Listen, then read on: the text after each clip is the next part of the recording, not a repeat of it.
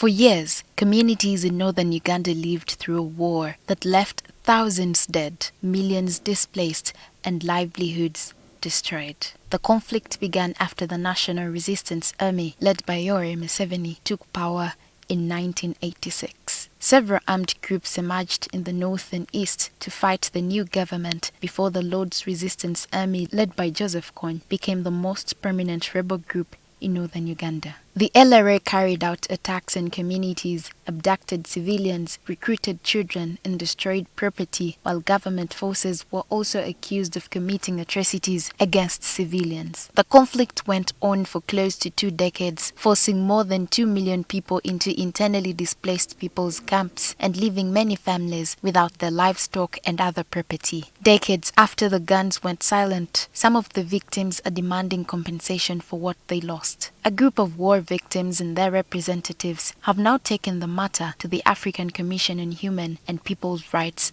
hoping the continental body can help push the Ugandan government to implement a court order on compensation. We took a bold position on the 24th of June 2026.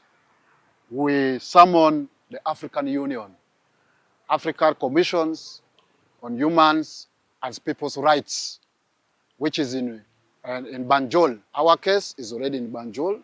The government of Uganda should be now ready to go and defend themselves before the African court. The matter goes back to 2014 when the High Court ordered the government to compensate war victims for livestock and other property they lost during the insurgency. In Lango alone, more than 63,000 claimants were still waiting for compensation years after the ruling. The victims say more than 10 years later, the court order has not been fully implemented. They say they have gone from one government office to another looking for answers, but with little success. It is this frustration, they say, that has pushed them to seek help from the African Commission on Human and People's Rights.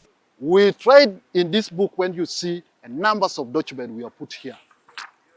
We have put numbers of documents here, seeking the attention to meet His Excellency. There was a lot of hope for people to get animals, but all of a sudden, the hope died.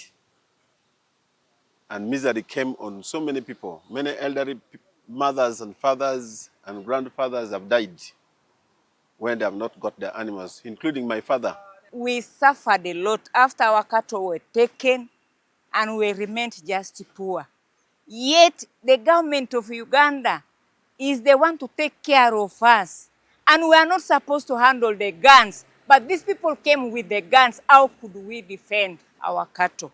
The issue of compensation for people who lost their cattle during the war also featured prominently in the recent presidential campaigns, with candidates promising to address the grievances of war victims. And I want to tell you that every 5 years, Museveni comes here promising you cows.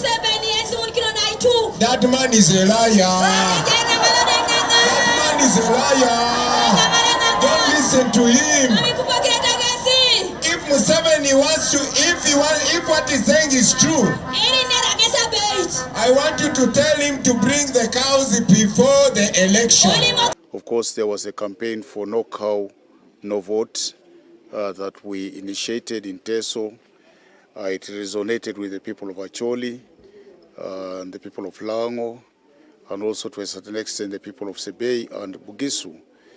And so, instead of compensating for lost cattle, the head of state promised 5 cows per household. Also, what they should do is that they should get all the families. So at what rate are they compensating?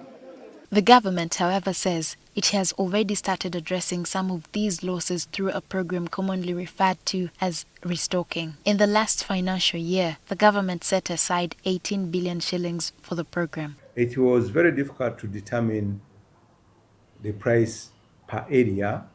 You know, they vary per district, but Cabinet decided we shall buy 5 animals. We shall give 5 million for them to buy five cows. The government has decided to continue in the line of restocking.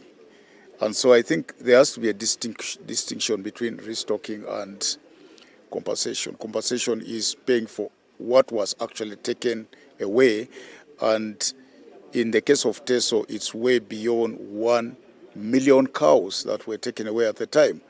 7.5 million times 1 million families. That's 7.5 trillion. I getting it, but you're bringing 80 billion. So what are you doing?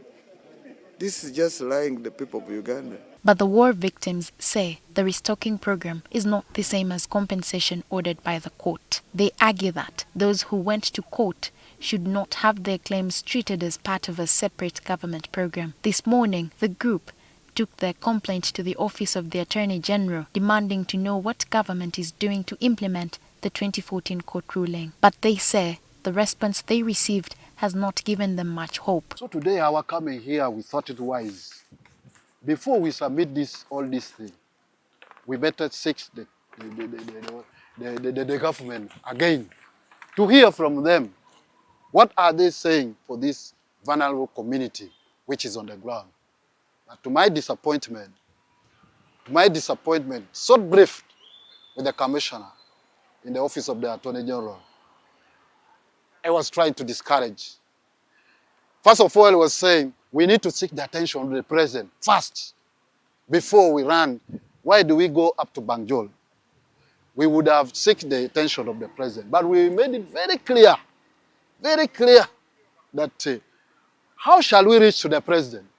We also tried to follow up on a document submitted to the Attorney General's office. Our team went to the Justice and Law Order sector offices, where several government institutions dealing with legal matters are housed. However, security officers at the entrance denied us access to the offices. Our attempts to reach the Office of the Attorney General by telephone were also unsuccessful. LYDIA FELLY AKULLU, NTV Weekend Edition.